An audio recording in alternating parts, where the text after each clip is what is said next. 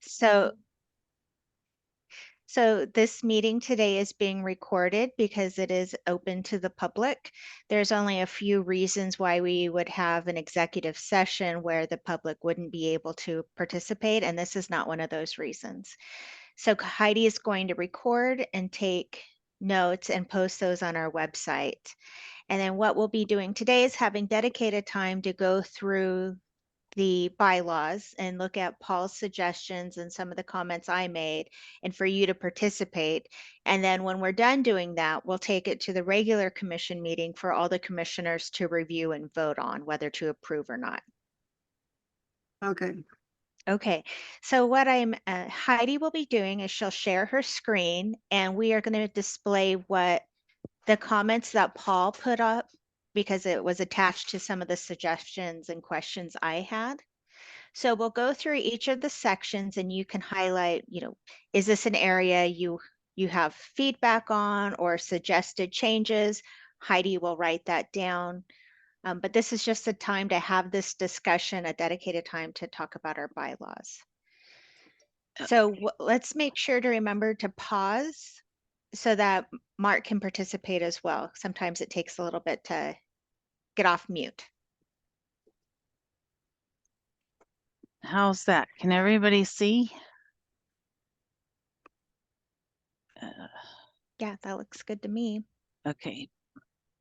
The only thing is we won't be able to see comments like this because they're over here too far. Okay. Let me make it a little bit smaller. And I guess I can just scroll over, because I think if we get it any smaller, it's going to be pretty hard for folks to read. Okay, thank you. But so let me know. Okay, so one of the comments I wanted to make about the bylaws is think about whether you want to be super specific or more broad for flexibility. We want these bylaws to tell, to say this is how we work and these are our expectations, but you also don't want to, limit yourself either because of something you put in bylaws. Hi, Randy. Randy, we're recording the meeting today and we'll post it on our website because it's because of the public meeting laws. Perfect. Thank you. Yeah. Sorry to be late. Oh, no worries. Randy, have you done bylaws before in other areas? Yes. Would you be willing, to put you on the spot, like to talk about that process and, what you think about developing bylaws? Yes. So we do develop bylaws for all of our advisory councils and subcommittees of our advisory councils. So our Senior Services Advisory Council and our Disability Services Advisory Council. We also have them, of course, for our committees of our agency, like our Wellness Committee and our DEI committee and those kinds of things. I would say the things that I've learned about doing this is that you should plagiarize whenever possible. Don't try to recreate the wheel. I think that's one of those lessons that it's like, oh gosh, why didn't we learn that one sooner? And openly admit, if you have people out there who have bylaws that you can copy, do that. Standardization is really great as well. And then I agree with you, Jenny. I popped on just in time to hear you say, don't limit yourself. I think sometimes we have these bylaws for 20 years ago and we try to continue to use them. And then we go, well, we just said we're going to have 20 members. And in this post-COVID time, now we have 5 and, and we're not meeting our bylaws. And it's like, well, wait a second. We're the ones who created the stinking bylaws in the first place. Why are we making life difficult for ourselves? So, I try to use other people's work, and then I try to be as vague as possible while still meeting the mandates of what I have to do when I do bylaws.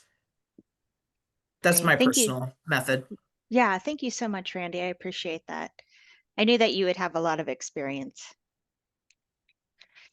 So would you rather go section by section or just start with the areas where Paul and I have made comments already?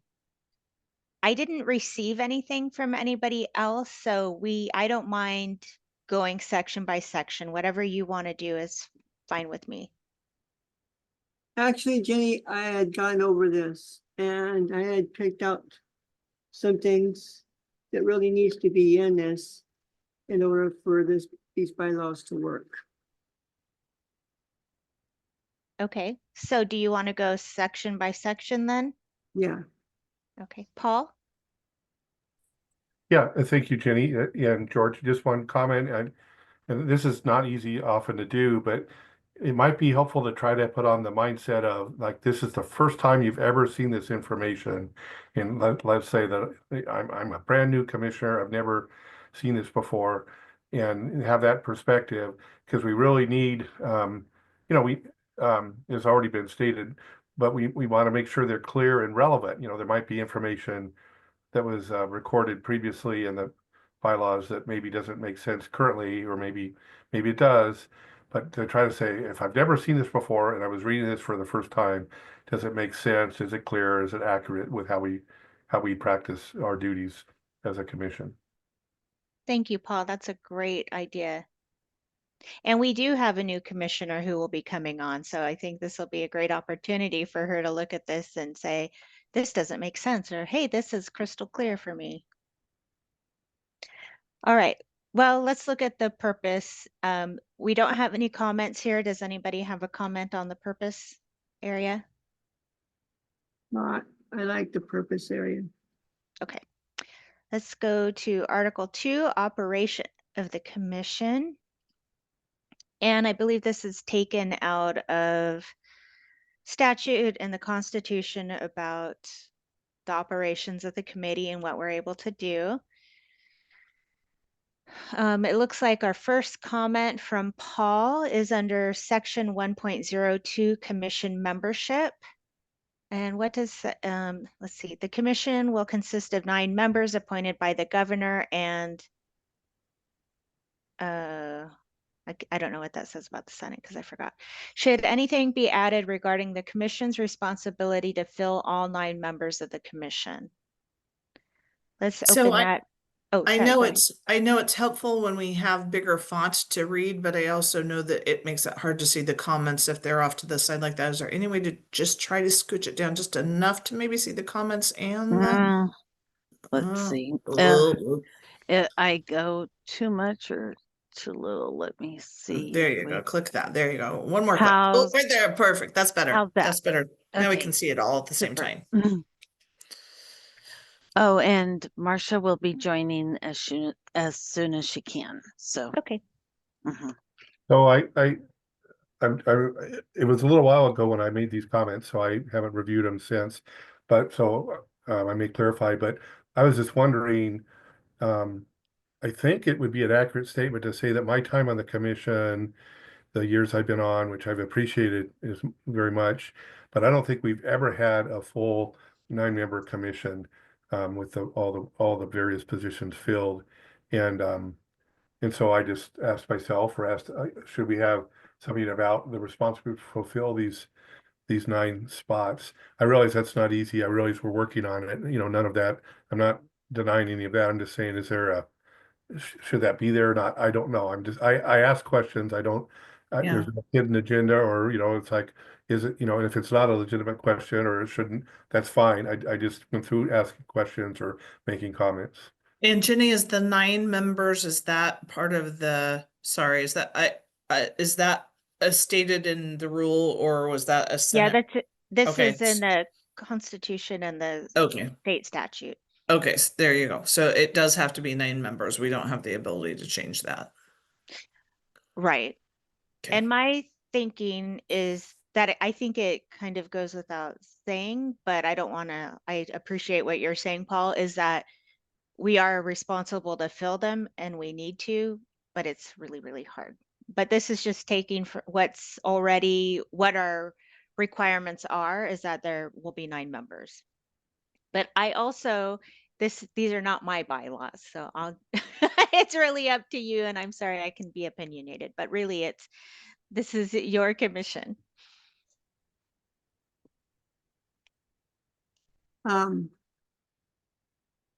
I personally would not add any language about our responsibility, because if you have a moment where you don't have 9 people, And you said it's the commission's responsibility. It could reflect badly on the commissioners. And we do know that we have members of the public who do come in and already have concerns about the commission. And so it feels like if we put in there, and it's our responsibility to try to help fill those 9 positions, you know, it just feels like it's opening ourselves up to scrutiny. Thank you, Randy. Mark, Paul, or George? I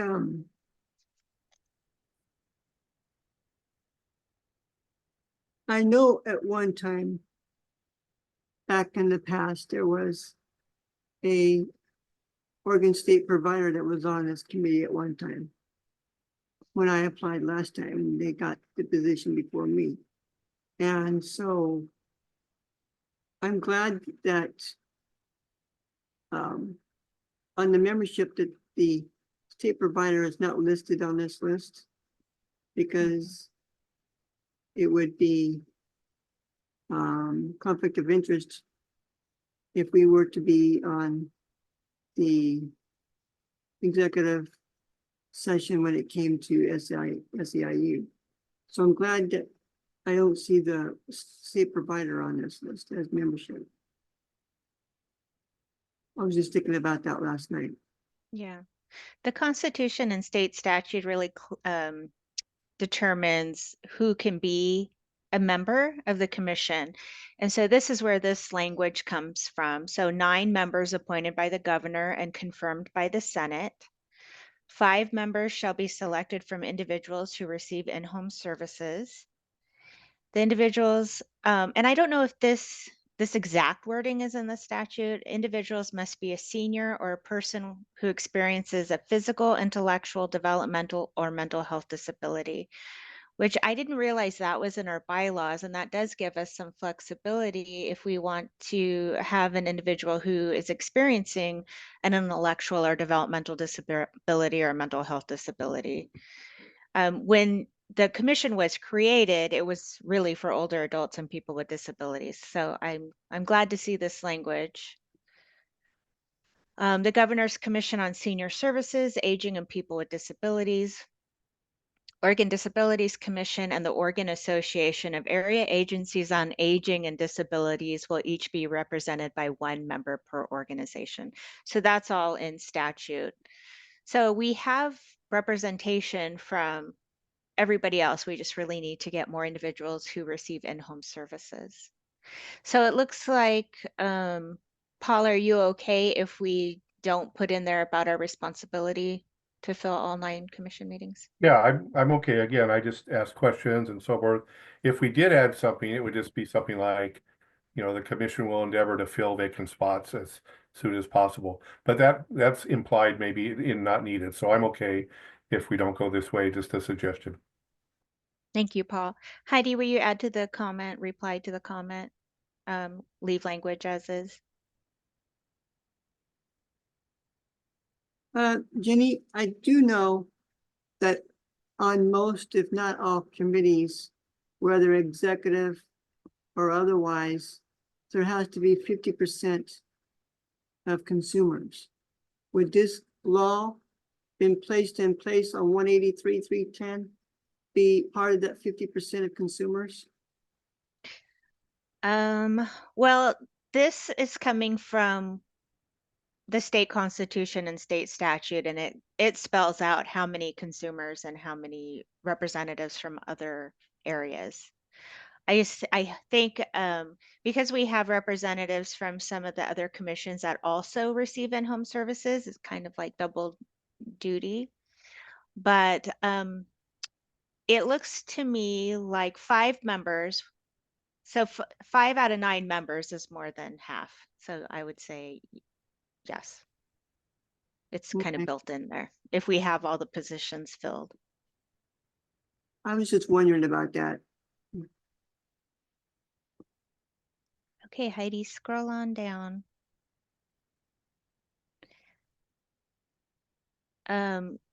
Terms of office. Again, this is also in state statute and the Constitution. Commissioners may serve 3 3-year terms. The governor determines and authorizes the number of terms members may serve.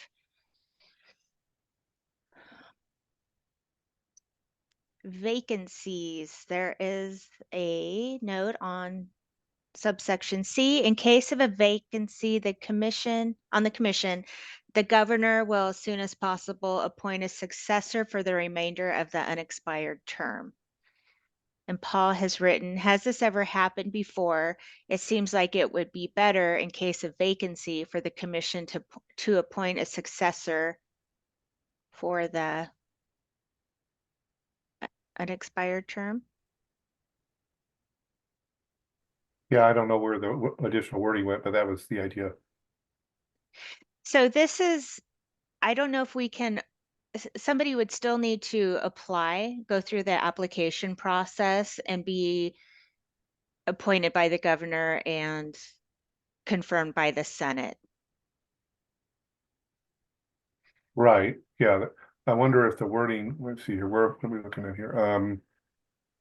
The governor and the, I don't know if the wording could be adjusted in point A there, to describe the commission's role and then the governor Senate role. I don't know, maybe. So what if we, everybody let me know what you think of this. In case of a vacancy, blah, blah, blah, blah, blah, unexpired term based on the recommendation of the commission or based on the commission's recommendation, because we still want to approve whoever it is that, you know, we make recommendations to the governor's office about who we would like to be on the commission, and then the governor appoints and the Senate confirms. Yeah, I think that information is missing and should be added. Okay. Which one do you want to add it to, A, B, or C?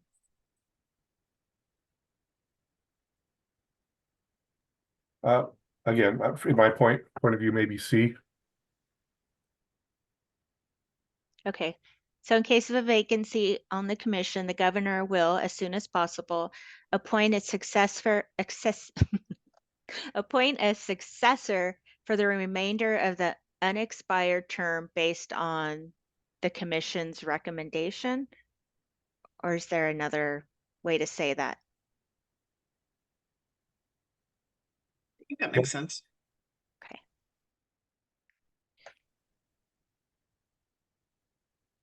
Okay. Mark, did you have anything you wanted to add to that? Did you close my window?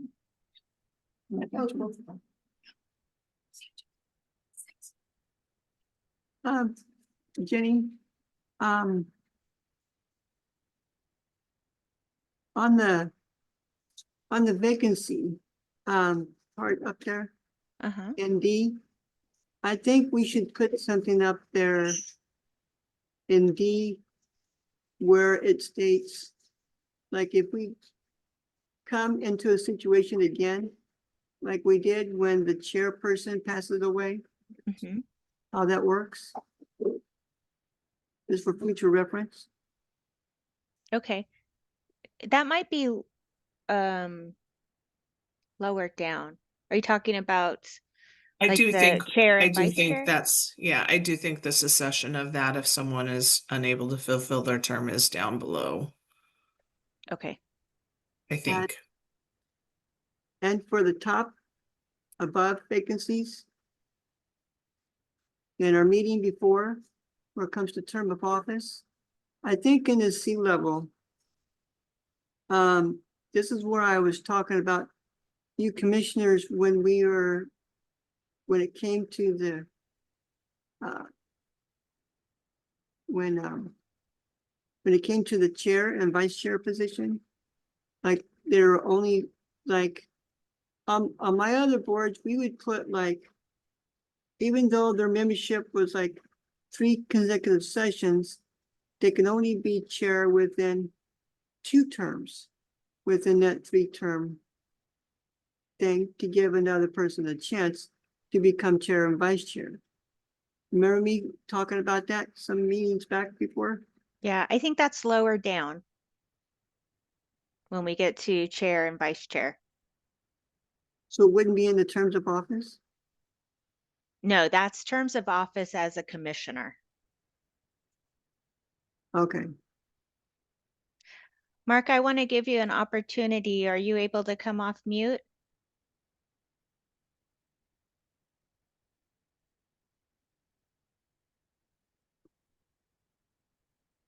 Okay, just hop on when you can. Oh, there you go. Sorry, That's okay. no, we have nothing to add yet. Will you repeat that, Mark? I have nothing to add. Okay, thank you. Okay, let's go down, Heidi. Meetings. I don't see any comments here, but is there anything anybody would like to comment on or add? Well, there's one I think we should also consider in the meetings. Okay, Um.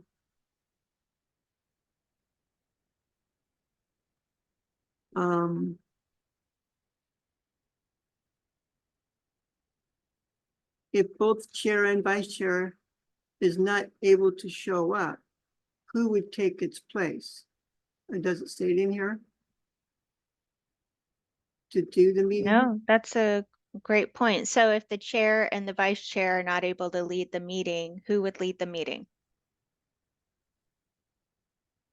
Has this happened on any of the other groups anybody's been on? Like, do you know what other Yes. committees do? Two of my boards. Okay, what Um, did they do? What they do is they would give a choice to the administrator to take the reins when the vice chair and chairs and cannot make it for the meetings. They would give the administrator the opportunity to take the reins when they can't make it. Okay, Paul? Okay, not in reference to George's comment, but in this section, just wondering, should we say anything about maybe it's implied in point A about about the agenda? My understanding is that the chair and the executive director set the agenda for the meetings. Do we need to, do we need to state that or not? I don't know. That might be lower, but in case it's not, that's a good point. We can add it under meetings. So let's try to remember to go back when we get lower down where it talks about the chair responsibilities. So George, going back to what you were saying, when you say administrator, would you mean like it would be the executive director or, It would be somebody like you. okay, I would have to do it when the chair and vice chair couldn't show up because of some disaster or some kind of a mental. or both people are busy and couldn't attend the meeting. Yeah. Okay. Well, what does everybody else think?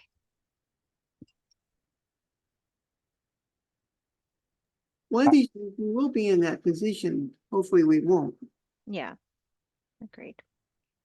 I agree that George's suggestion is usually, that's what we do when our chair and vice chair are both missing from a meeting. They usually refer back to me as the director and ask me to figure out what we want to do. And I Okay. either manage it or sort of dub someone else or.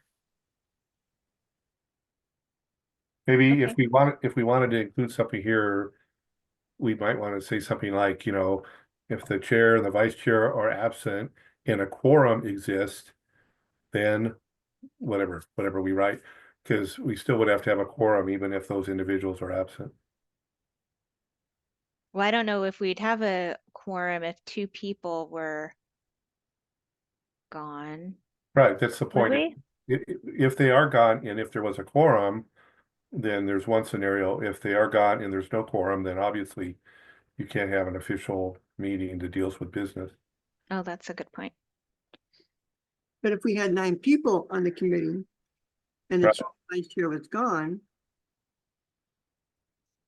would we still have a quorum? Yeah.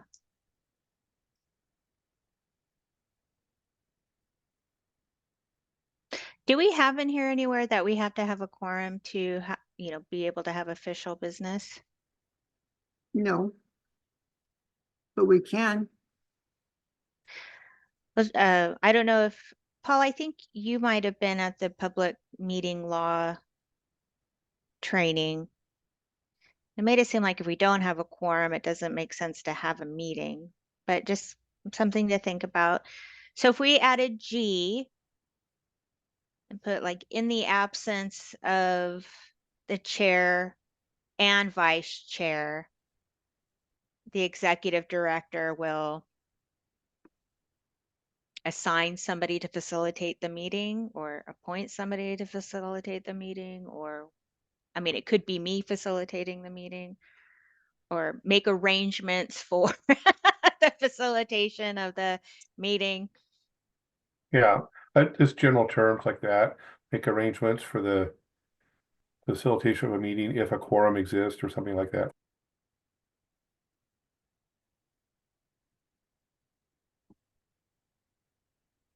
Because one of these days we may have to face this and we need to be prepared for it if it happens.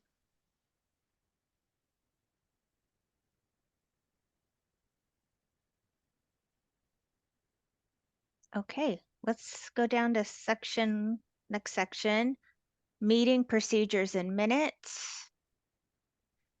Simple majority members of office will constitute a quorum. Okay, so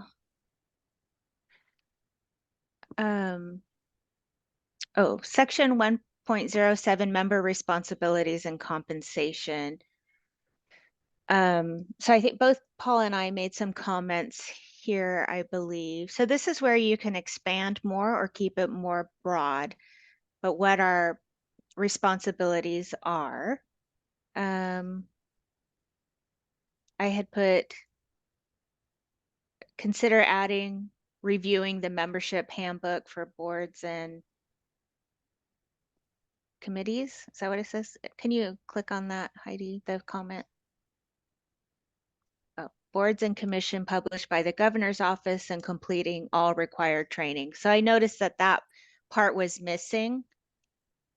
So I think Paul added this. Member responsibilities, official duties include responsibilities where participation is required, such as commission and committee meetings. Commissioners may be delegated or volunteer to attend other meetings on behalf of the commission. Members are responsible to review the membership handbook for boards and commissions published by the governor's office and complete all required trainings as members of boards and commissions. That sounds great to me. What does everybody else think?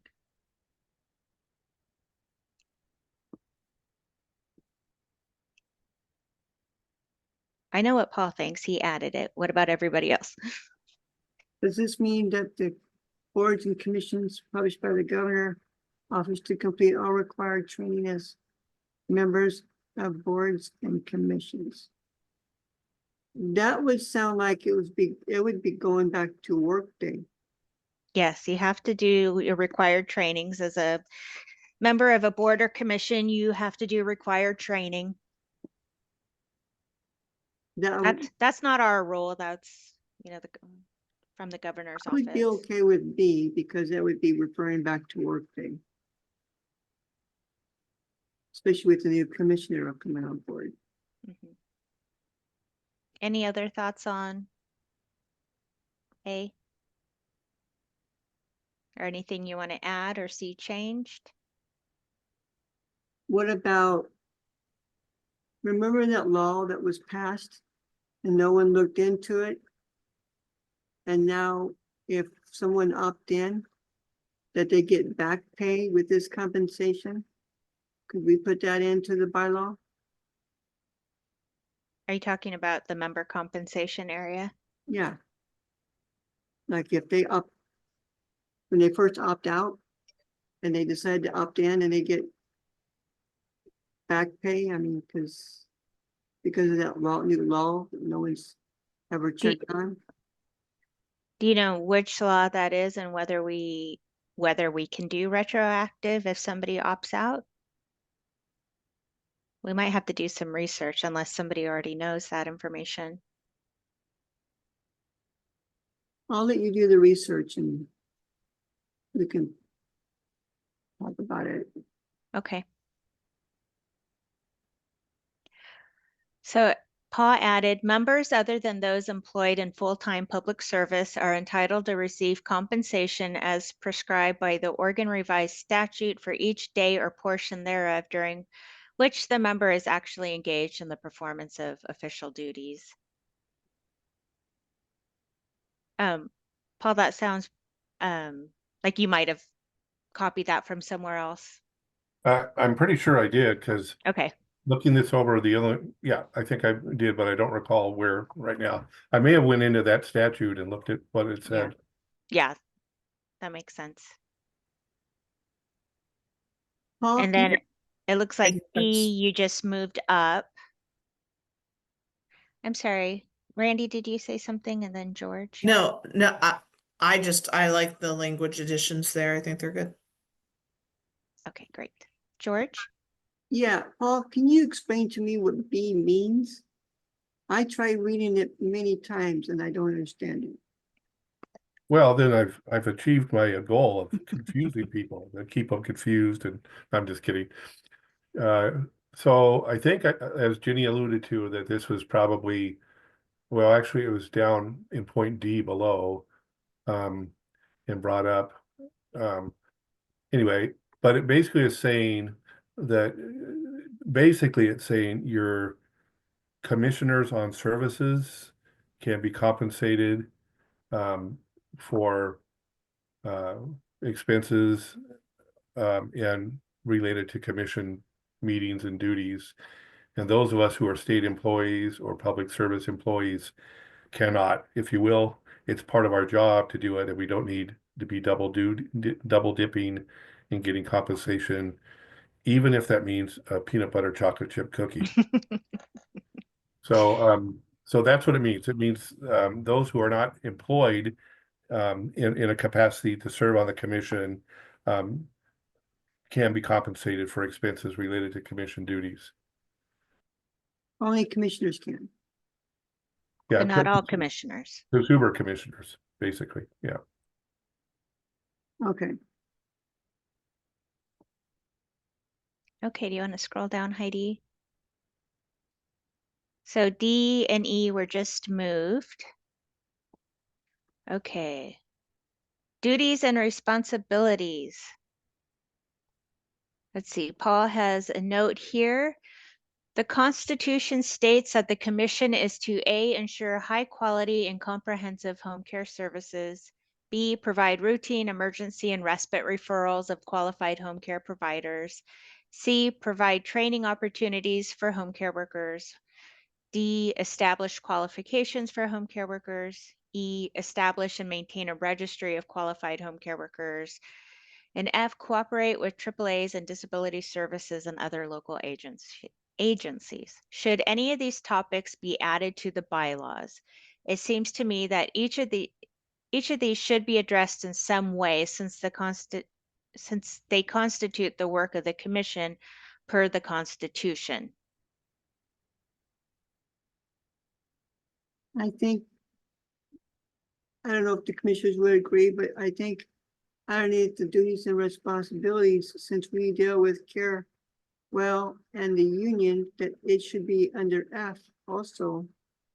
That we make sure that they do what they say they're gonna do.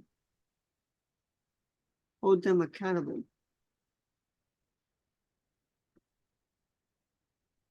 Okay, let's take the first area. So do you want the duties and responsibilities broken down like they are in the Constitution, or just make reference to the Constitution and Oregon Revised Statute? Looks like we have some of them. So we have the registry there. But I don't know if we have the others.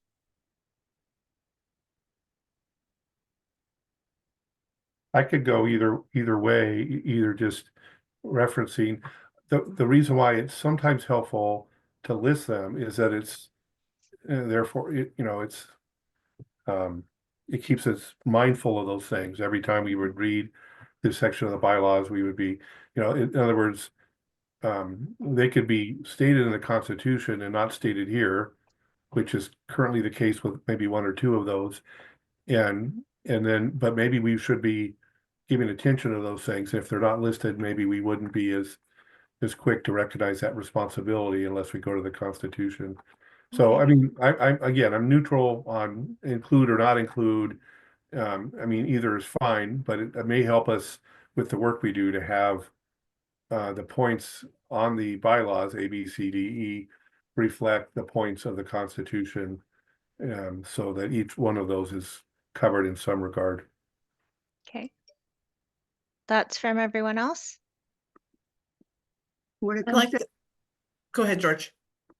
when it comes to the mandatory orientation, core and refresher training, continuing education requirements and worker assessments and ongoing program, if it comes time for the commissioners to end their term and a new commissioner comes on board and this C comes into play, there's going to be a question as to where is this coming from? Is this holding Carewell again responsible? Are we holding them responsible? When it comes to this, it's going to be questioned as to where is this coming from?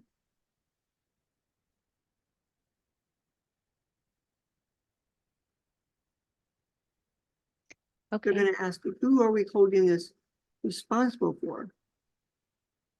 And I think that we might have that lower down, but we could also add it here. And I'm wondering if, we don't really refer to Senate Bill 1534 anymore since it's been quite a number of years.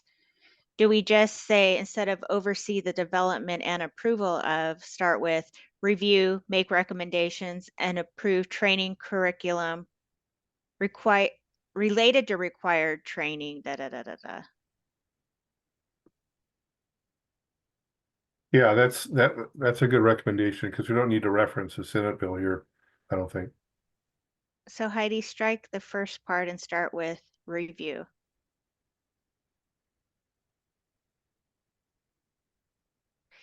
So do you want to, because you'd review more than just Carewell. Do we have to spell out Carewell there? People are going to want to know where it came from. Or you could put approved training curriculum submitted by Carewell SCIU 503 instead of Okay. approved training curriculum related to required training, and just put training curriculum submitted by Carewell SCIU 503. Okay. What are the thoughts there? Yeah, that's helpful.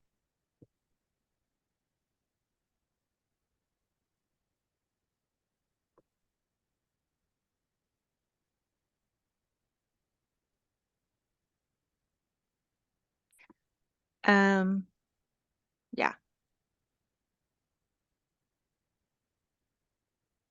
And maybe we could put approved training. Would you say orientation is still training curriculum, or do you want orientation its own separate thing? From my perspective, orientation is just the first level before going into training, I would think. To get a provider number, they just have to do orientation, right? And then begin Yeah. and start taking trainings. So it might be good to keep them separate since Okay. it's, since they get their provider number based on orientation and then as a provider begin to take their trainings. At least that's Okay. my understanding, yeah. I agree. Okay. Heidi, will you strike refresher training? We don't have refresher training anymore. So it'd be mandatory orientation, core training, continuing education,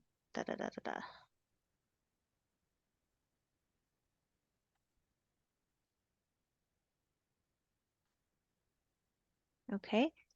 D, the commission will work to maintain and fulfill its current strategic plan as needed. Oh, I put that. Consider changing this to work to fulfill its strategic plan. So the workforce development plan was created quite some time ago, and I think it's pretty much folded into our strategic plan. So what are your thoughts on just changing this to strategic plan? That's all. I'm okay with it. But how do you commissioners feel about putting in how many years to redo this plan? Every 2 years, every 3 years? Well, I think- in the wording, we may address what your thought there, George. If we, when it says maintain and fulfill, so maintain would mean keep it current, or we could change the wording if needed, update it. I don't know.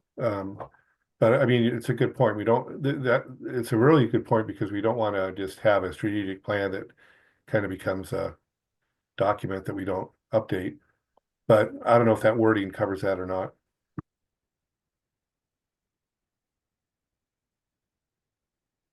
There's always something coming up new, so. And right now, our strategic plan, I think, goes through 2027.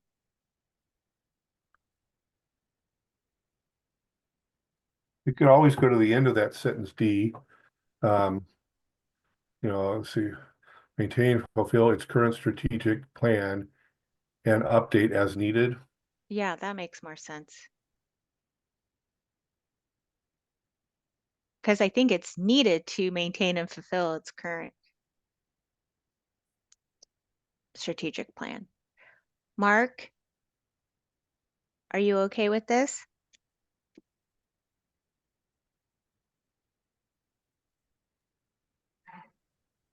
Yes, I am. Okay, great.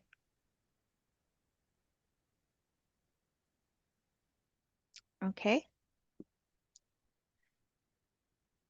Oh, Heidi, I'm sorry. Did you make a note to make sure to add the other parts of what our responsibilities are in the Constitution added to this section? So do we just want to, in that point that Jenny just stated, do we just want to like have a point F, whatever, that would say, go to this area, wouldn't say it this way, but go to this area in the Constitution for a, I don't know, a list of responsibilities, or would we bring those in specifically and add them here in this section? In other words, we reference that that's found in the Constitution, or would we bring them in here to the document? I'm fine either way, I think, but although we cover many of them here in these points A through E, so adding those that aren't covered would not be a big deal, I don't think, as long as we make sure they're here. I would feel okay having a whole list. And I think Randy might have said she was fine with that too, but is that accurate, Randy? Yes, sorry. My finger, I had something on it and my mouse button wouldn't work because of it. Yes. Okay, so Heidi, we'll just need to add all the responsibilities from just put a note, add all responsibilities from Constitution. I do want to point out the wording retention benefit. I think there should be a definition of retention benefit. Because there may be some question down the road as to what the retention benefit is. I don't actually know what that benefit is.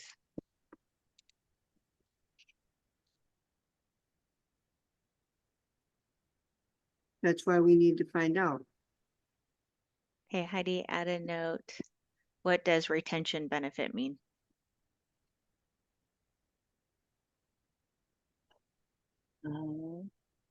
See,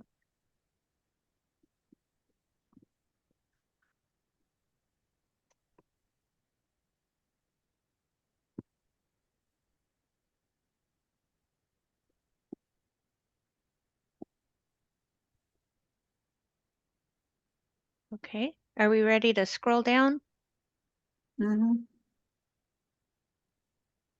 Okay, I changed health systems division to Medicaid division because they no longer have the health systems division.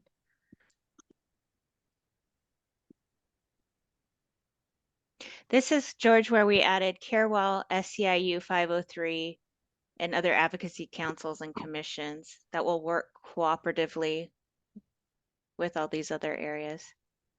Okay. Are you guys fine with adding that language? Mm-hmm. Okay. Now, And before we go on, what others are we working with besides them on G?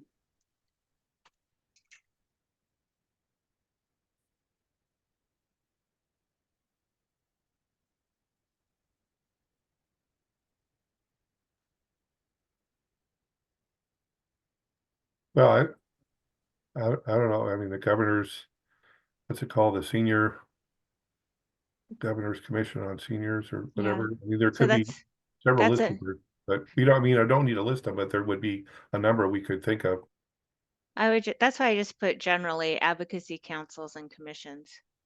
So that would cover Governor's Commission on Senior Services and the Oregon Disabilities Commission and some other ones.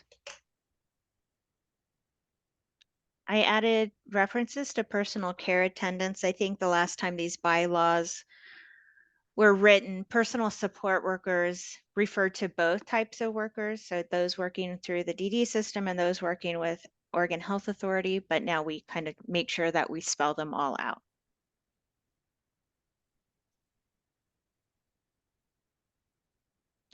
And then Paul had a comment on I. Commission members will not publicly represent the commission in support of or opposition to a candidate for public office, a partisan issue identified directly with a political party, or a ballot measure. And Paul added before the legislature, adding, this is actually cut and pasted from the Constitution as written. However, that's quite a sentence. Perhaps it could be rewritten. Paul, is the Constitution, it says before the legislature?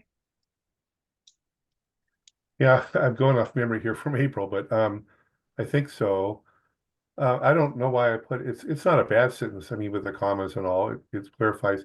The thought crossed my mind, would we want to add anything in here about so it talks about, you know, support or opposition, candidates, issues, political parties, measures. Should we put anything in there about the union that the commission is not to support or oppose, you know, as a commission? I'm not referring to bargaining activities. Or maybe, yeah, so maybe it wouldn't be appropriate. I don't know, but should we add anything in there about the union as well? I don't know. Just asking the question. Yes. That would be okay with me. Well, usually when the union is involved, there it is related to legislation or a bill. So I think it could be covered already in this section that we wouldn't support or be opposed. You know, we need to be neutral. Okay, yeah, if it's implied in that, that's fine. And I don't know if we put before the legislature, is that the right wording there? Or should we just say, or a ballot measure? Okay, well, this is how I was told. As a commissioner, I'm not to be into no influence of the political party, of the public office, yada, yada, yada, candidate. But if I do want to have something passed, it has to be in a consumer way and not a commissioner way, Mhm. because of how the Constitution was written. And then I'll let you guys run with that. But I was told that. Yeah, I think that's in the training that you have to do. On or ballot measure, I wonder if it's or ballot measure or legislative bill. Proposed legislation? Or proposed, yeah, that works. Proposed legislation.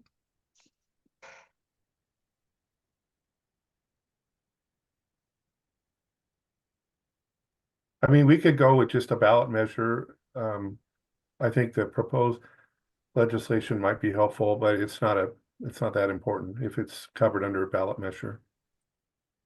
But a ballot measure, there are a lot of things that aren't on the ballot. But we might have definite thoughts on it with legislation. Although we can't take a stand, we can provide education and information. Yeah, that's true. So, or a ballot measure or proposed legislation. And then I would just get rid of before the legislature.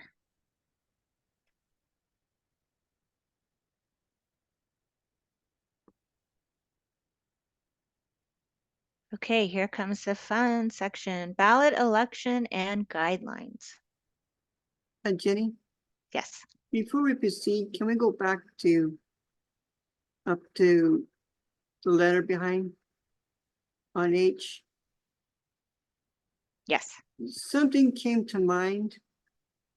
And what that is that we're always expanding. Oregon Health and Human Services always expanding into other programs. Like they're coming out with choice. And they're coming out with another new one, and then another new one. I think after looking at this on H, is there anything we can put in here to add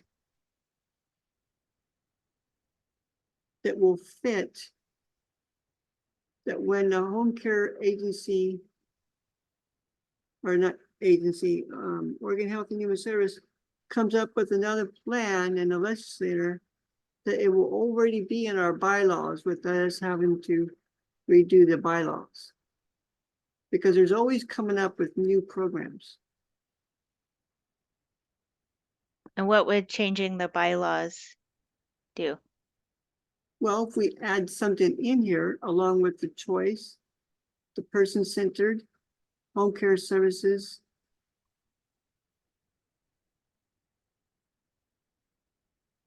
I'm more like thinking ahead of the Oregon Health and Human Service because they're always coming up with new ideas. Mm-hmm. And if I they're would- always coming up with better caregivers, I would like to see us to be ahead of this than to try to add more and more to the bylaws. You see where I'm going with this? George, this is Paul. I had almost a similar thought as you on the second part of H there. The commission shall also ensure. I was thinking because you look at like the agency with choice that's being formulated now, and my personal opinion only is that that basically our current in-home program does much of what that is proposing to do, but I'm just wondering if that second section of H, beginning with the commission, shall also ensure if it would be appropriate. I'm just asking the question, don't know. After the reduced colon there, and then you list if there should be anything added to the adequate hours, consumer choice. Maybe there would be something about decision making there that would support some wording that would talk about the individual's self-determination or decision making. It fits with person-centered services. It fits with consumer choice, but it again strengthens, if you will. I believe some of the reasons why those who are advocating for agency with choice advocated for it is that they felt that maybe the consumer in the in-home program wasn't heard or wasn't supported. I don't know. So my question I'm asking myself or others is, can that information be tweaked at all, or should it? Don't know. So that it is accurately describing our program, maybe regarding decision making or something like that, where we've been, maybe this isn't the appropriate way to say, but criticized by those who say, well, we need to help the consumer more in this way. I'm not sure if I'm making sense, but should that be strengthened at all? That section of H is my question, in light of the agency of choice, approach. So some of this language I think is directly from the statute. And I can look that up, but yeah, rest of everybody else, do you want to, like, Paul, do you have a suggestion in terms of like what language you put in there? That would help me kind of understand what what you're recommending. Yeah, I'm just talking off the top here, so I may have to think about it a while, but again, I'm in reference to what you already shaded there. The commission shall ensure that the following are not compromised or reduced: adequate hours, consumer choice, person-centered services, maybe adding something about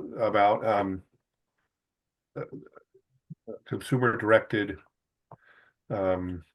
decision-making or something. I don't know.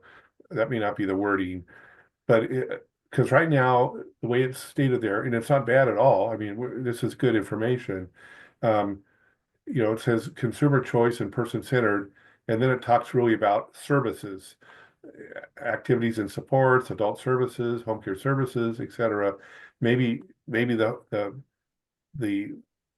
information about adequate hours, consumer choice, person-centered services, maybe we could add something or strengthen that a little bit, showing how the consumer is directing, is the employer, again, not using these terms at all, but is the director of their services. They are directing, they are guiding. Obviously there's a task list and things that are developed through the assessment, but we maybe strengthening the aspect of the consumer's decision-making and authority to direct their services. Again, I don't know if I'm making any sense, but I'm just wondering if that could be added or adjusted. And I don't have wording right now better than what I've already said that might be appropriate. I'd have to go through it a little bit more. Well, I agree with you.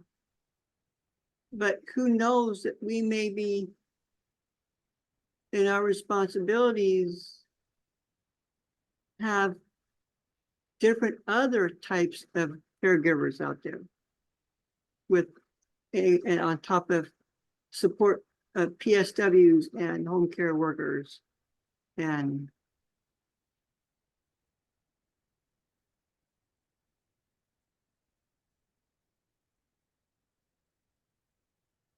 Again, we may not need to change it at all, but in lieu of George's initial comments, that thought had crossed my mind reading through it that it could be strengthened. If it isn't, I'm fine with that, but maybe this is our opportunity if we wanted to, if we feel it's needed to adjust that. Again, I don't know.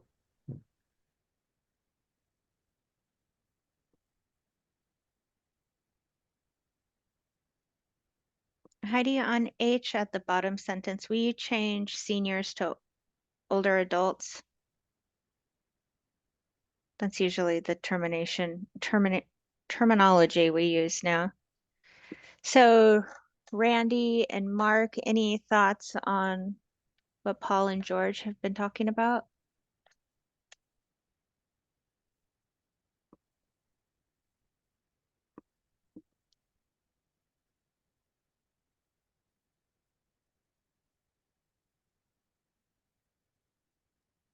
Well, I wanted to hear what Mark said, um, so it feels like the way it's written now, yes, I agree, changing seniors to older adults makes sense, but it feels like the way it's written now includes all the things that we need. I don't know that I would add too terribly much to it, but do you have a specific question you're trying to get to the bottom of, Jenny? Whether this language is okay or whether you want to incorporate some other language based on George and Paul's feedback.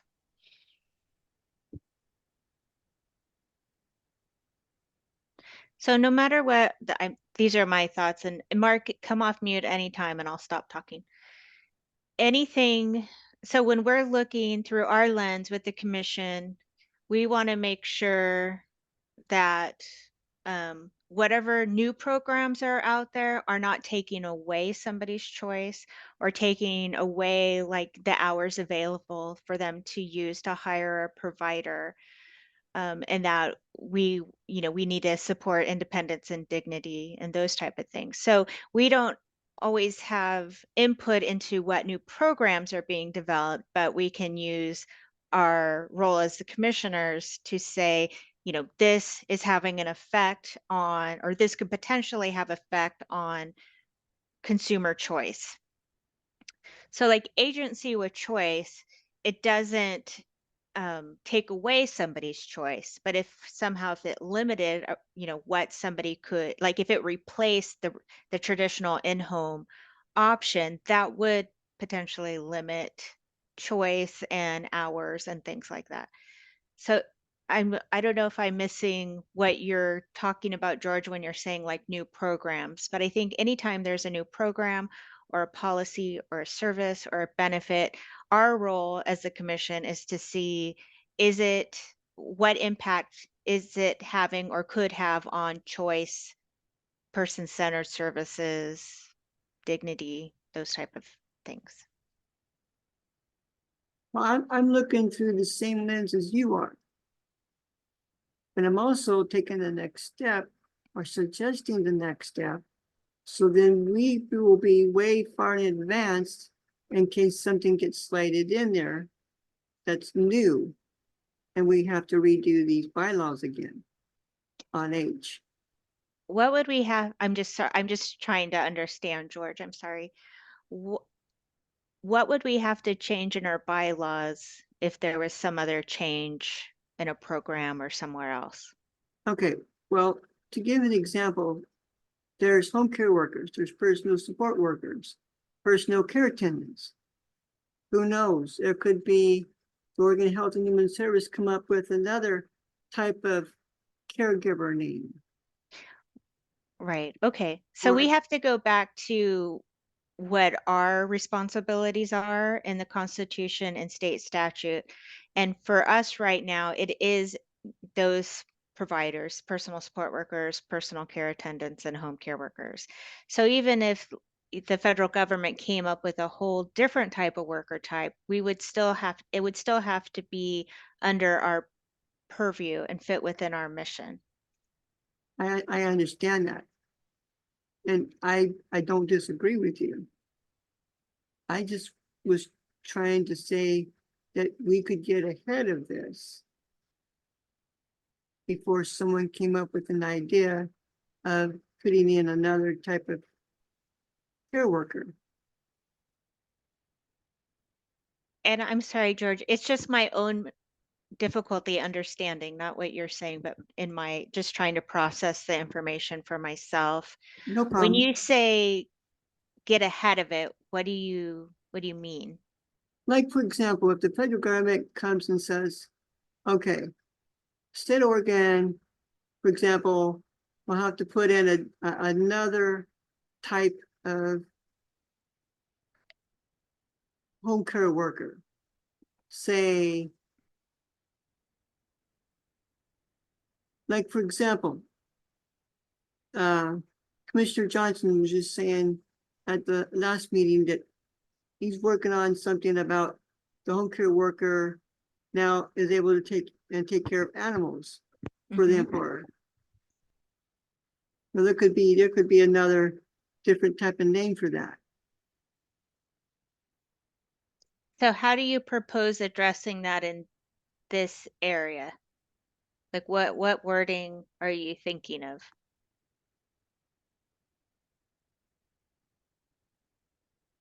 I don't know. It's just an idea. I guess I It's think I understanding now what you're saying. So home care workers, personal support workers, personal care attendants, do you want to put either or, like, regardless of name or something like that? Like we don't have any, I'm just trying to, I understand what you're saying now, I believe. But how would we put that language here? So no matter if they're called something else, they still perform the same duties as a home care worker, personal support worker, personal care attendant. but not to confuse that with in-home agency staff, because Right, that's not what we do. right.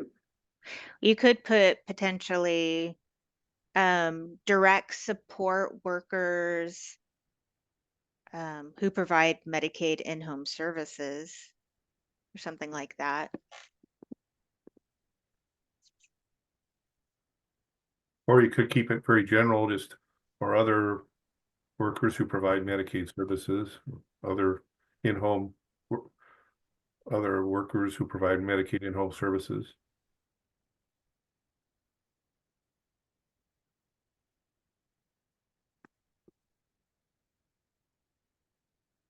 It's just something for us to think about. Because there's always new things coming up all the time and things changing. Right. Mark, are you able to come off mute, and do you have any thoughts on this?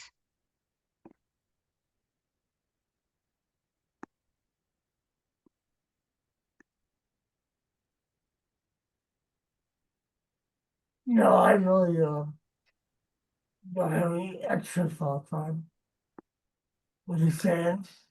Okay, thank you, Mark.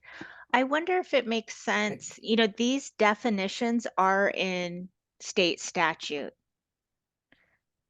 So even if the federal government came up with a different type of worker, I think we still need to have it in our state legislation. So maybe we put or other worker type based on legislation or something like that.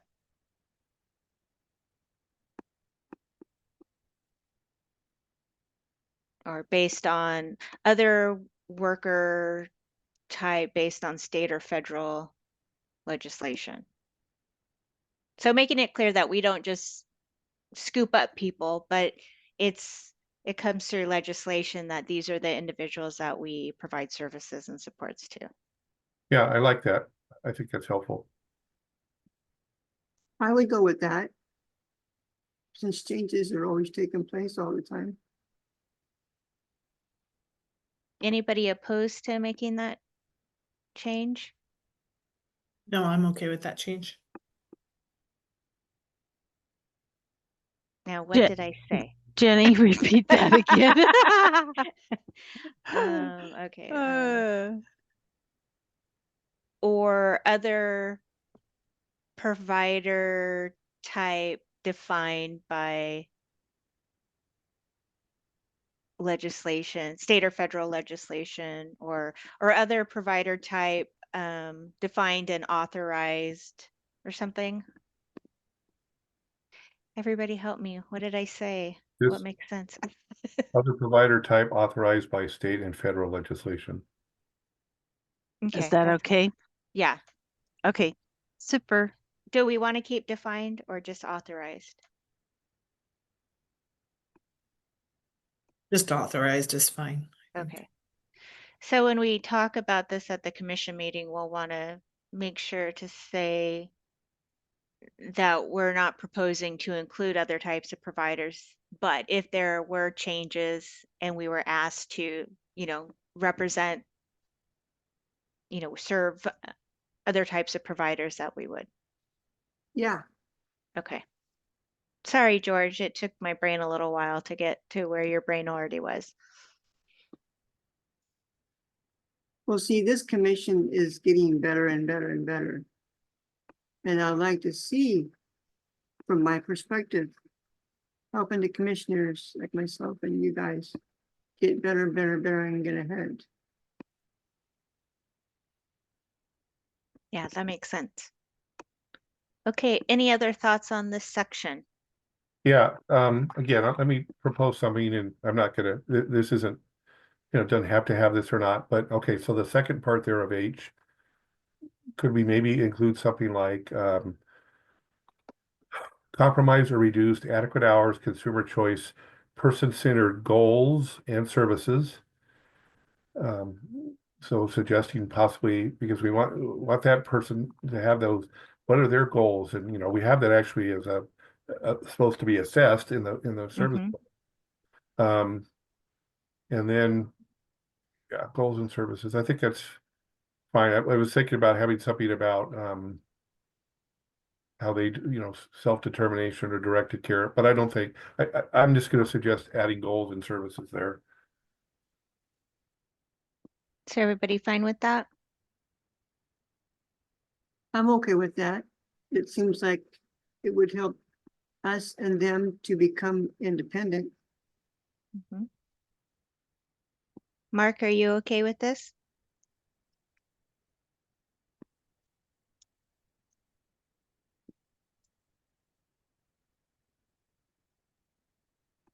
Yeah, I'm good with it. Okay. Randy? Yep, I'm good.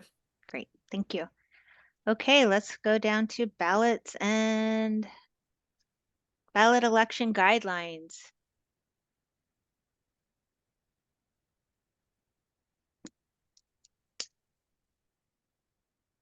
I don't know who made this change. I don't think it was me. Individuals, so nominated candidates instead of nominated candidates, individuals who accept a nomination to serve on the commission will have their name placed on the ballot. So here's my question. Can we do, it doesn't say anything about, can you self-nominate or is nominated, does that include you're nominating yourself? Is that clear that you can nominate yourself or be nominated by somebody else? Do we want people to be able to nominate themselves? Is that I something? think we do.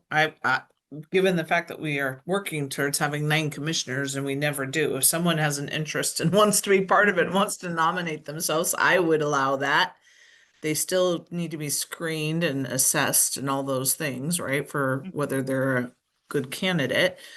And I don't think the language is clear that you can nominate yourself. So I would probably change that. What would you change it to? Individuals who nominate themselves or who accept a nomination? That would be fine. I Sorry. might put something like an individual could be nominated by another person or I don't know. I might add, let's see here, Do you I'm- like how I asked Randy and then I just took over? I'm sorry, Randy. I might add like a new point there before a new A, and then drop A down to B and then et cetera. That where it just says individuals may be nominated by another, by a commissioner or by another, I don't know, or may self-nominate or something like that as a separate point. That's might help. I wouldn't include it in the first sentence, I don't think, but So this is talking about when somebody's name will be placed on the ballot. So to me, it makes sense to have it in that first sentence because we're talking about whose name is going to be placed on the ballot. You know, if you really think about it, if someone really nominates himself to be on this commission, that's just part of what we are looking for Right. to increase our membership. Mhm.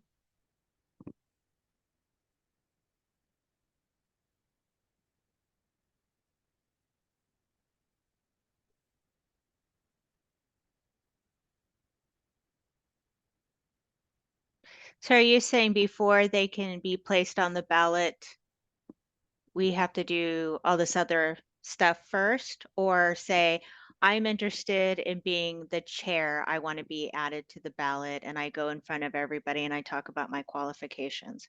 Or are you saying before I can even be on the ballot, I need to say that I want to and that I'm going to tell you about myself, and then if you agree, then I can be placed on the ballot?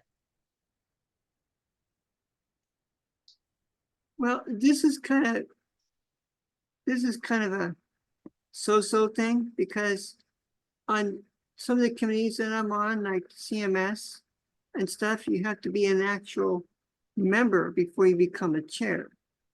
But if a Right. committee just wants to come on just to be a chair and not just start from the bottom,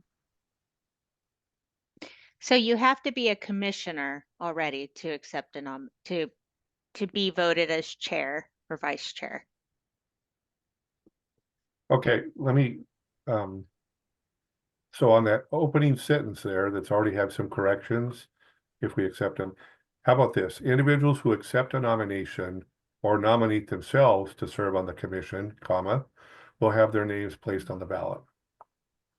Maybe to say to serve on the commission as chair or vice chair, because you're already serving on the commission. You don't have to be on the ballot to serve on the commission. But this is to be elected as chair or vice chair. And maybe we say commissioners who,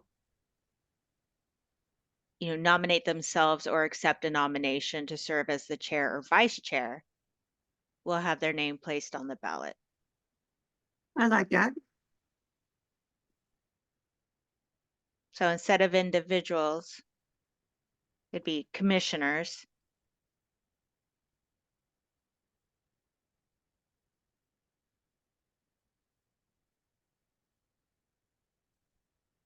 who nominate themselves. Is that the way to say it? Who nominate themselves or accept a nomination Mhm. to serve as chair or vice chair of the commission.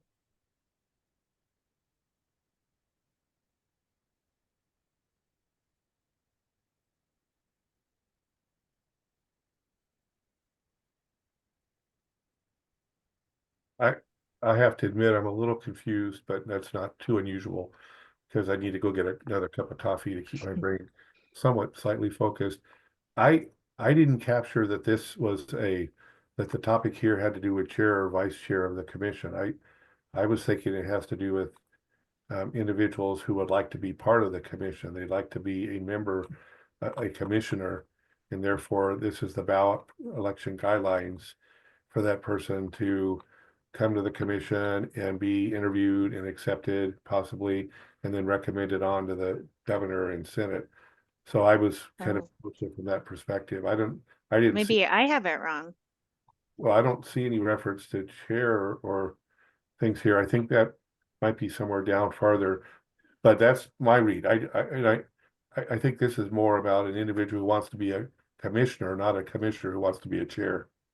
That's funny, Paul, now that you say that, I completely was on the same page as you, but then I was like, but what would, on the ballot, that didn't make sense to me. Yeah, because we don't usually put We don't, somebody on a we don't ballot. put it, yeah, you don't get put on a ballot as a commissioner, so I think that probably Jenny is right, this is probably about elections for positions on the home care commission. I mean, yeah, chair, vice chair, those kinds of things, but it wasn't clear. Clearly we might want to Yeah. provide some clarification on this, what this language is about. Is it dealt with anywhere below that topic? And if not, this title needs to be changed too. We're both doing both commissioners and chair, and vice chair position. Split them in half. You scroll down, Heidi, see if it's in another. Yeah, because it talks about, so it Yeah, talks about what mhm. they do. There it is. Okay, go commission down, leadership. Okay. go down. Yeah, I think it's about chair and vice chair. Okay. If that's the case, it needs to be brought under this commission leadership, I would think, maybe overall topic. I don't know. We scroll up, Heidi. Or maybe we just scroll up. Maybe say, oh, scroll down. Chair and vice chair ballot election guidelines. Okay, now I'm confused. So go to section 1.09 and in front of ballot, Mm-hmm. either add chair and vice chair or put ballot election guidelines for chair or vice chair. So we're making it clear this isn't to be a commissioner. This is if you want to be voted in as the chair or vice chair. Okay. So does that look good to everybody? Yeah. So does Okay. that mean we'll have to make a new section for people to want to become commissioners?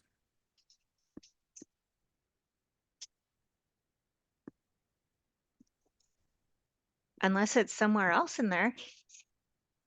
I didn't see it anywhere else. So Heidi, will you put that on the list to go back to um, people who want to join the commission?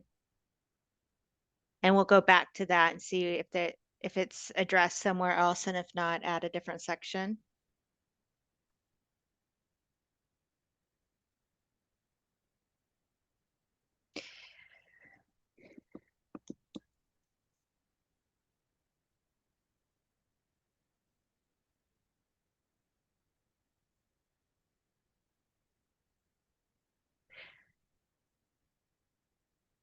It And seems I to- don't know how often we've had elections, because I think Ruth might have been the chair for quite some time.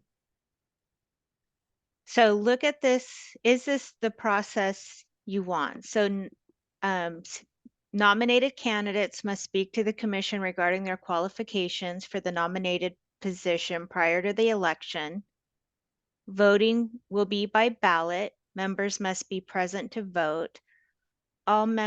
A member is present when attending the meeting by phone or video conference. Members attending the meeting by phone or video conference may submit their ballots by fax or electronic mail. I don't know if anybody uses faxes anymore. A I- ballot will be sent to a member by fax or electronic mail, and the member will be instructed during the meeting on when to return the ballot. And I think this was written probably before the pandemic and we went to virtual meetings exclusively. Ballots will be prepared in advance, counted and verified by commission staff. To break a tie vote, members will keep voting until a nominee receives a majority vote. Elections will be held once every fiscal biennium or is deemed necessary by the commission. I don't think that's happened. Okay, on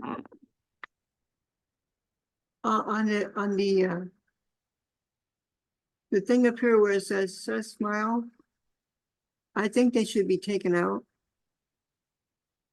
What did you say, George? We repeat that? Smile out. Because on my other committees, what we would do is we would do it private voting only by electronic email. And I don't know if this can be private. I think we have to record your vote based on the training No. that Heidi and I just went I know. to. But if you do it on email, it's Yeah. recorded. But it has to be recorded for the public. Oh. So Well, I'm wondering, like on Zoom, Heidi, correct me if I'm wrong, like you can do a poll and maybe we say, who do you want to elect? And then everybody click on whatever, and then it tells you what the results are right then and there during a meeting. I think you're right about that, Jenny.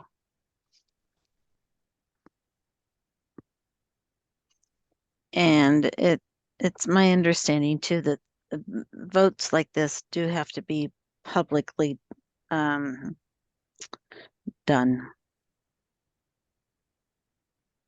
Paul? I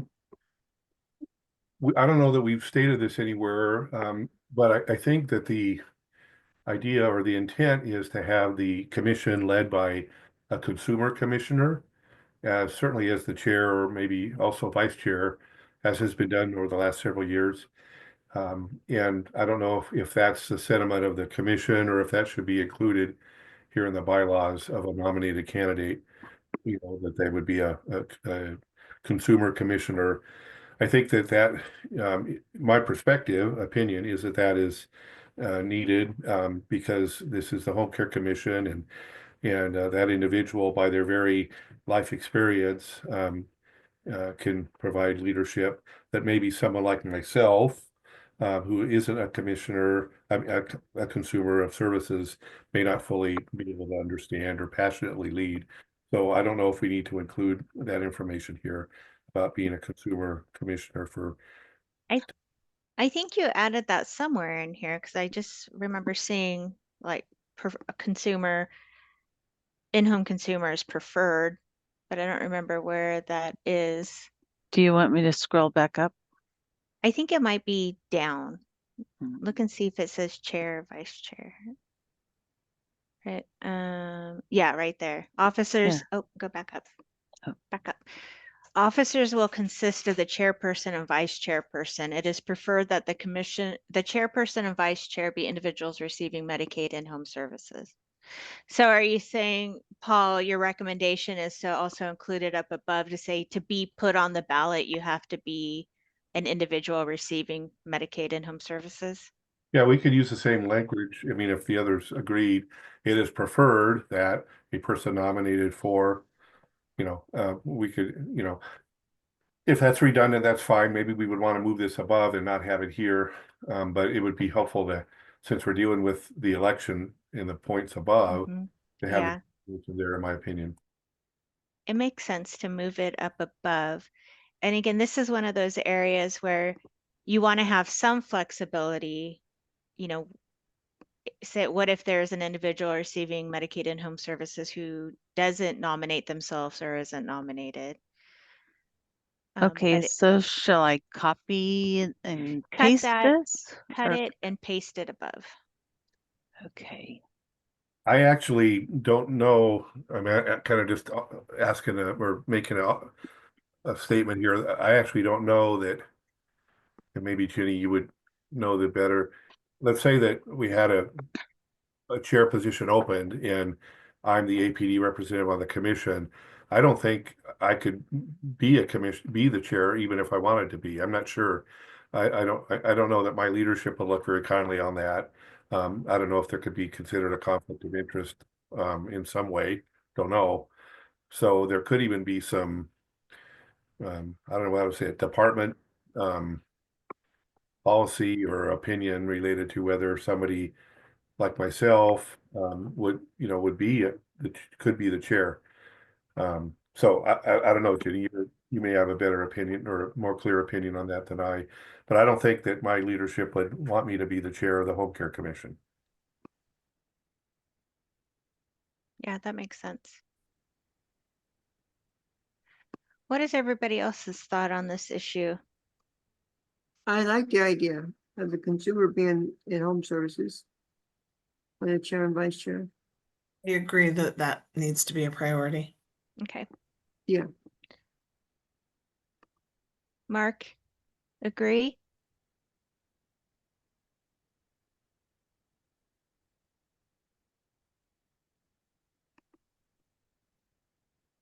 Yes, I agree. Okay. And just for the record, when it comes to the face smile, the reason why I suggested taking that out is because not everybody has access to fax machines. Yes. And they should go to, Carrier pigeons, we could always do the carrier pigeons, Do we just say electronically, and that could be through Zoom, it could be a poll, it could be email, like it's yeah, more general? And then we can Ballot. decide what we want to do? it's more professional. Ballot. It would be more professional. Oh,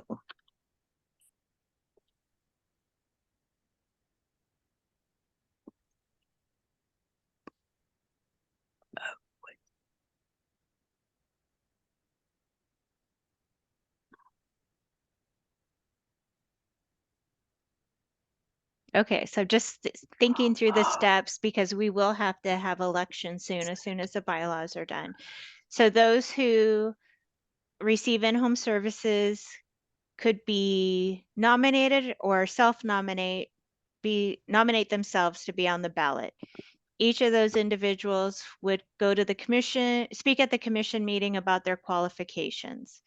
Then they would be on the ballot, and then there'd be voting. Everybody has to be present to vote.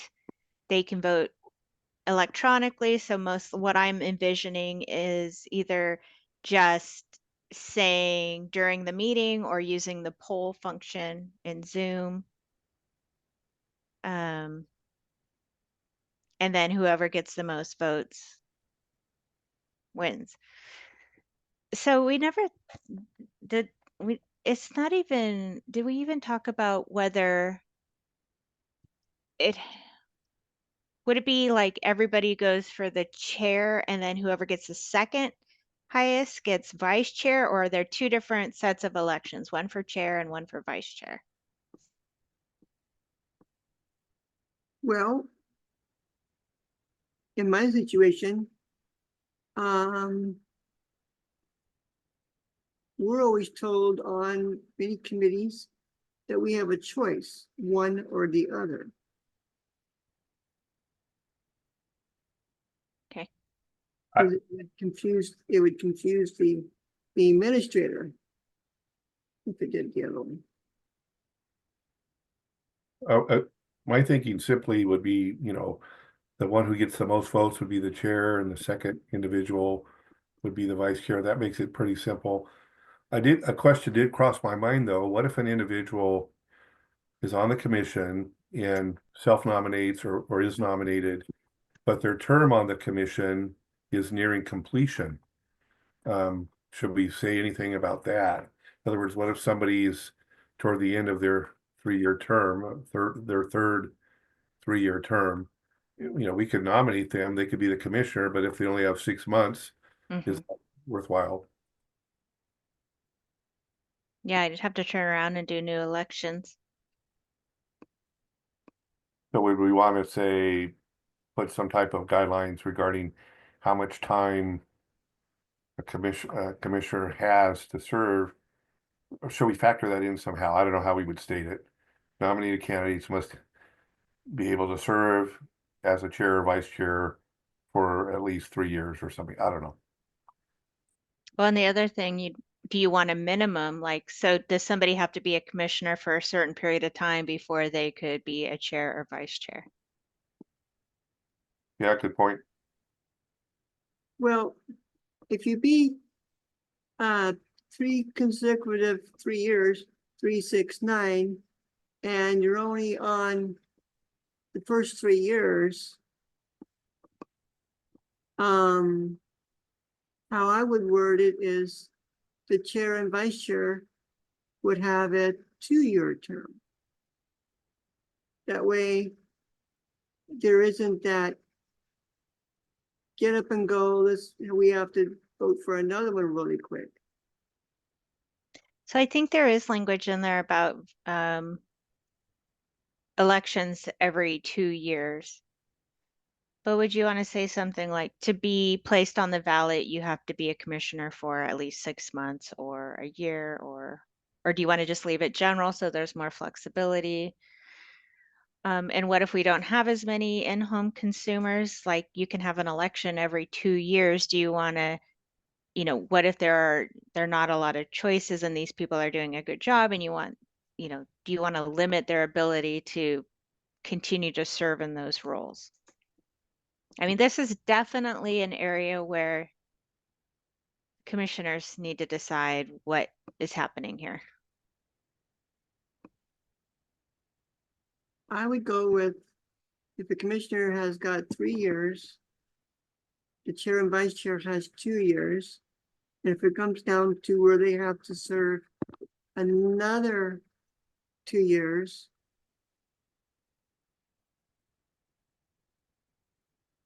they could either pass the torch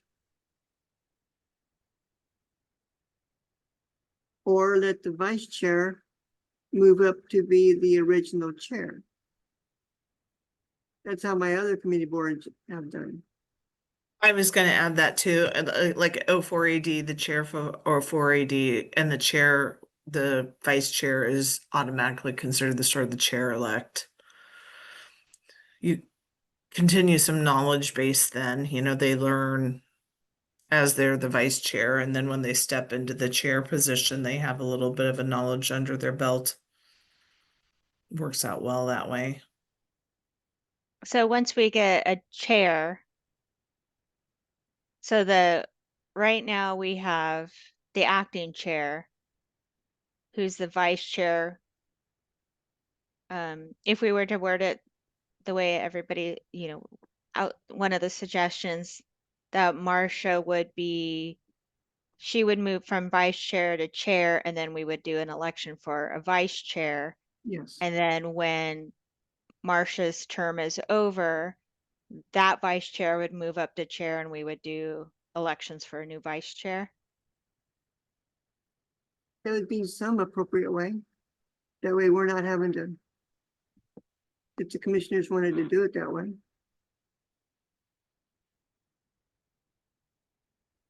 What are everybody's thoughts on this?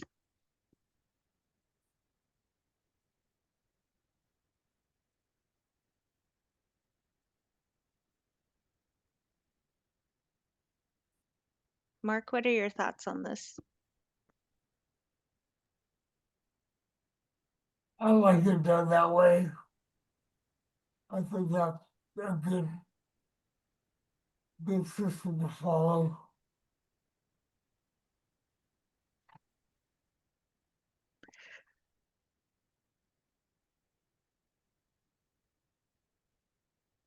So how would we write that? That in the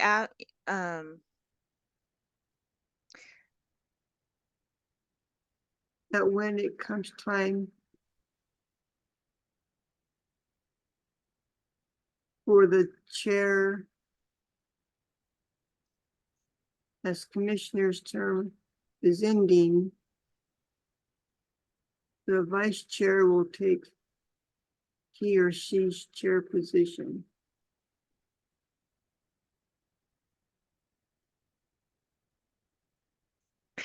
so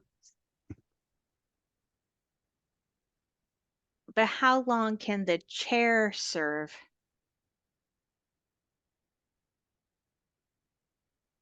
On one committee that I'm on, which is a very important one, for JCC, we would have to, which is a CCO, we would do it as the chair was only allowed to serve three terms as chair. And 4 years, 2 times as a member.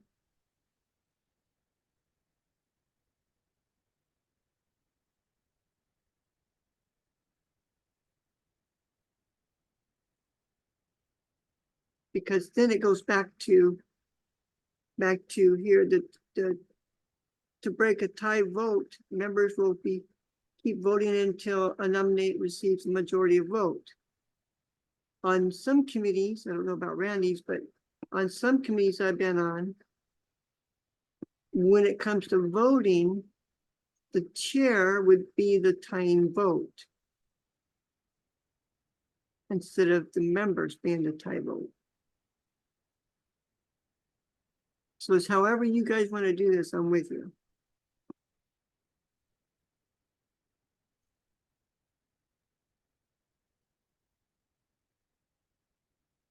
How do we scroll down for a minute? And does it say maybe our first thing is to figure out how long somebody can serve in their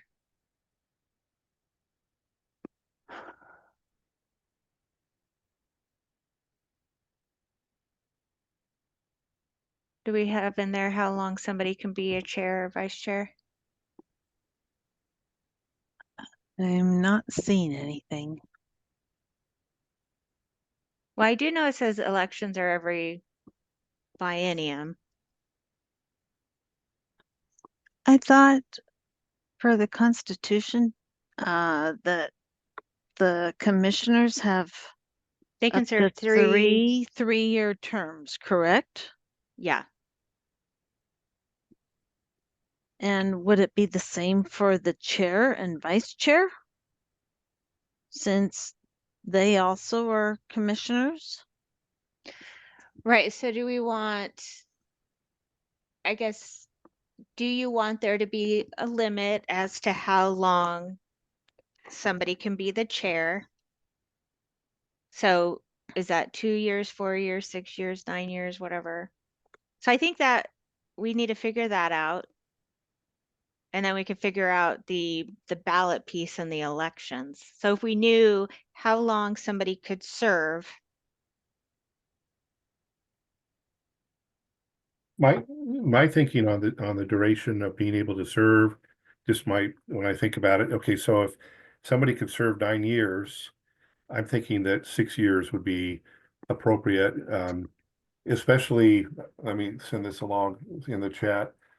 If we went where something like this in the chat where, and you know, the numbers could be moved around here, but if somebody is eligible to serve after they've served on the commission for 2 years, we could put 1 year, whatever. And then they could also be nominated if they have at least 2 years remaining. In other words, so that could be included, maybe not. But I think 6 years would give quite a good period of time to provide leadership within the 9 years of viability in the position. They could be on the commission for a year, serve for 6 years, be off. I mean, they could be on the commission, serve for a year, be the chair for 6 years, and then they'd be just another commissioner for the remainder of their term. If we did it 9 years, then that would mean that the entire time a person was on the commission, they're the chair, and that doesn't make sense if it's somebody who wasn't oriented previously to the commission or involved. So I'm suggesting maybe 6 years if we want to put a number for the duration of time a person could be chair or vice chair. So this is what Paul put in chat. Eligible candidates for the chair or vice chair position should have served on the commission for at least 2 years and have at least 2 years remaining on their overall term as a commissioner.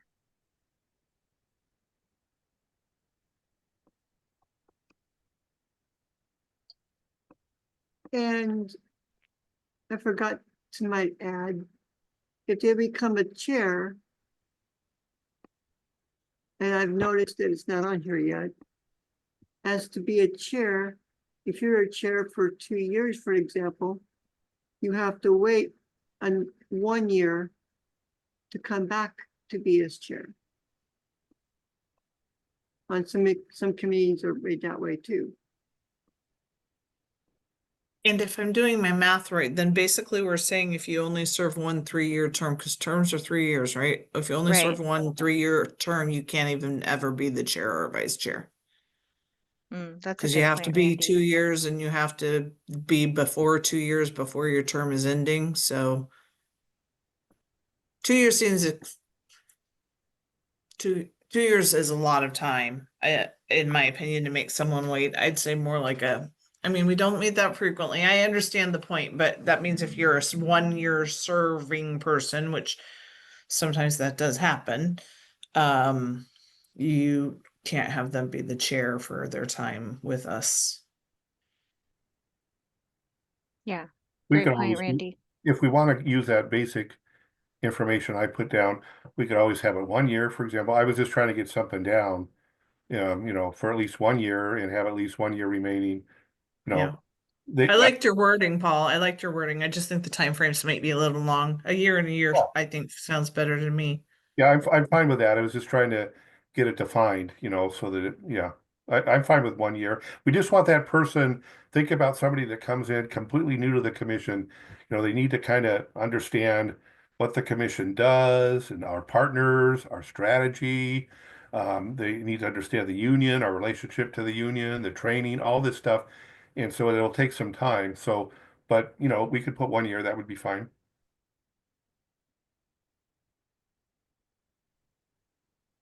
But we also, I would suggest putting a clause in there that if we are lacking in membership, that we could extend the chair position. Yeah, that's a good thought too. So the commission has the discretion to extend the term of the chair or vice chair.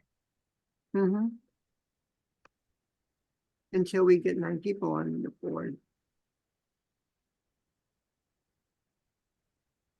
So is this where you want me to add this in? Or do you want me to go to a different section?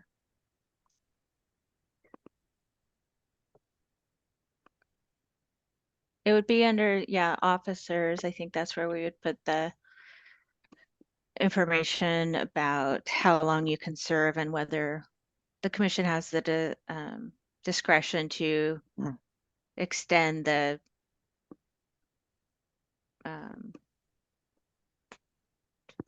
terms or change the terms. It is preferred that the chairperson or vice chairperson be individuals receiving. So the Um, part about what Paul put in there and then change it to 1 year and 1 year would be under the chair and vice chair stuff. Yeah, I lost my place. Officers. Yeah. Okay. Let's do this. The chair and vice chair will have 3-year terms, or will have up to 2 3-year terms. Is that correct? Paul? Yeah, Jenny? it might be, in my mind, it would be just to say 6 years and not use the 3-year term references. Because they could come into the middle of a term. Let's say they're a year and a half into the term, and well, where does it? I would just say 6 years. Okay. Unless one Maybe of say them, will serve up to 6 years in their position unless extended by the commissioners or something. Unless extended by vote of the commission. Or needed membership.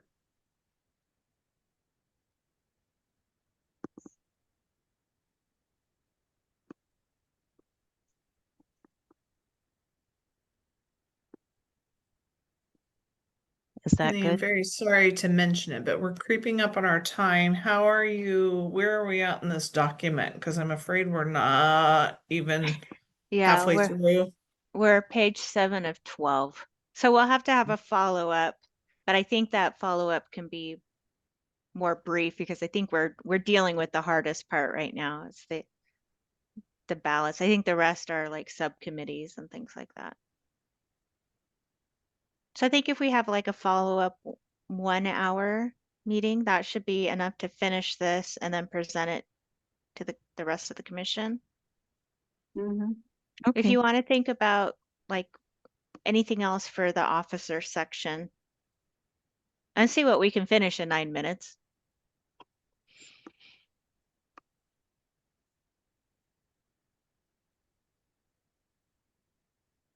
The chair and vice chair will serve up to 6 years in their positions unless extended by vote of the commission. Well, it still need to vote by the commission to extend it, and the commissioners could vote to extend it for any reason. Do I need to add that in?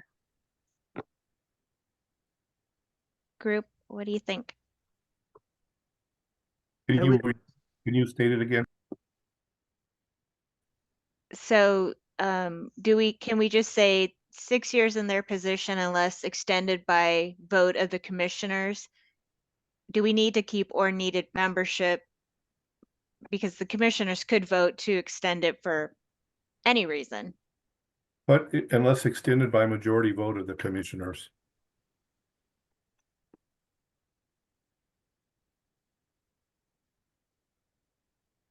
Well, in order for anything to be passed, yeah, majority vote is what we usually use. I guess the point I was just trying to make is, do we have to spell out when we can extend it, or is it fine enough to just say we have the ability to, the commissioners have the ability to I extend think it? it's fine just to say that we have the ability. I mean, that covers Yeah. all we don't need to list the specific reasons why we would. So a question, good information here. Should we put in the information I put in chat and maybe make it a year or whatever as well? Is that information needed or not? Just asking the question before we move forward. If you put in a year, why put in 6 years?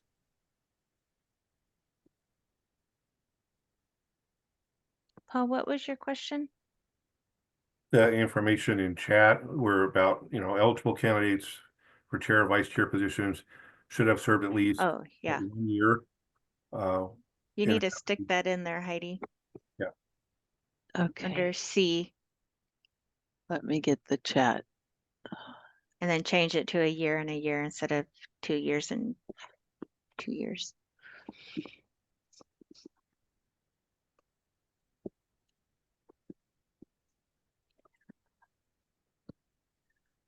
Eligible candidates for the chair or vice chair positions should have served on the commission for at least 2 years and have at least 2 years remaining on their overall term as commissioner. So change it to year. Uh, at least. Question. Oh, Go that ahead. part was right, wasn't it, Paul? No, it's Or 1 not? and 1, at least 1 year, and then have 1 Okay. year remaining. Okay, Just a quick question. I know our time is it reasonable to consider tacking on to our next commission meeting, another half an hour or an hour to finish off the document? we already have an executive session scheduled. Okay, I mean, we could do this within our meeting. Maybe we just don't have as many guest speakers, which is fine. We can do that as long as we get everybody participating. So I guess for those you are engaged in this process, do you want to do the rest of this work during our next commission meeting in July or have a follow-up meeting outside of the regular commission meeting? Follow up, What? follow up, because aren't we also in executive session for SEIU where we get feedback? When is that one? So that'll be next month after our regular commission meeting, you'll get a bargaining update. But do you want to continue the work going through these bylaws during our next regular commission meeting in July? Or do you want to have a follow-up meeting, finish this outside of the regular commission meeting, and then take it to the commission meeting for a vote?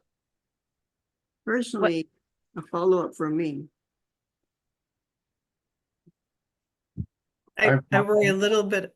I would probably be the opposite and ask that it be in the commission meeting, except for I am looking that is July the 3rd. I don't know what I think personally I will be around, but I just don't know. It is the summer season. Travel is happening and whether Yeah. you're gonna have problems getting a quorum sometimes, but that's gonna be if you add an extra meeting too, I'm afraid, Right. so. So what do we think about in July, those who are present can continue to work on this. We won't vote on it and then take it to August for a vote. Okay, maybe So- give ourselves 45 minutes in the meeting to work on the information that follows. Or an hour, whatever, and just kind of put it in the agenda and have to adjust the agenda a little bit. Yeah.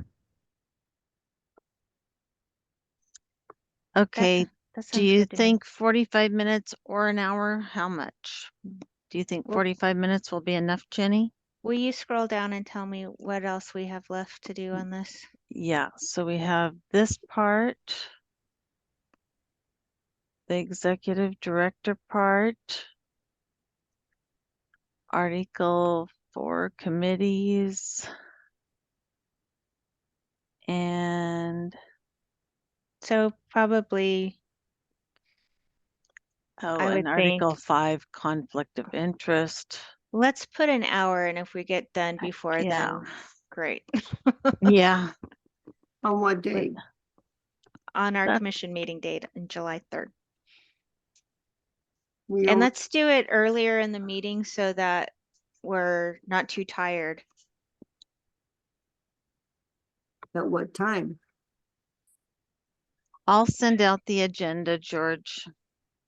So our commission meeting starts at 10, so it wouldn't be before 10:30, I wouldn't think. But I would propose that we probably put this like higher up on the agenda while everybody's not too tired from listening to presentations and things. Okay. But we still have the 1 o'clock executive session afterwards, right? Right. So then, once we have all the work done, just, I assume we need to just adopt, there would be a motion to adopt the changes and then Yeah. we adopt the changes. Okay. Yeah. And then Jenny, did you say that will be done in August? Or can we do that during the July commission meeting as long as we have I a think quorum? I think if we get it done in our July meeting and we have quorum, we could do it then. Okay. We may want to, yeah, we may want to wait to August, but may not. I'm just thinking of those commissioners that are not here and haven't seen the information above that's Yeah. already been changed. And would they have time to review that adequately as well as do this new review and then vote? I don't know. Okay, that makes sense to you. Maybe we should just vote on it for August, finish the work in July's meeting, send it to all the commissioners to review and think about, and then come prepared to vote in August. We're gonna have this in August. Please don't have it on August 6th. That's my birthday. And I'll be gone that day. Okay, it would be whatever our usual commission meeting date is. Is it the 6th? August 7th. Oh, okay, you're good, George. Oh, I enjoy that day. Yeah. I don't blame I'm you. gonna be 62. Nice. Okay, well, everybody, great work today. Thank you for participating. I know nobody really wants to be in a 2-hour meeting, but I think this was important and you did a lot of great work, and thank you for that. I enjoy this. And Heidi, when do you Yes. think you'll be sending me a different time for December 10th? I don't know, George. I'm just getting back today after being on a mini vacation and I'm getting caught up and stuff. So don't worry about it. There's plenty of time and I have it noted, so it'll get done. Okay, All right. Thank you, everybody. Have a great rest of your week. thanks. You You too. too. Bye, Cheerio. everyone. Thanks, everyone. Bye. Bye-bye.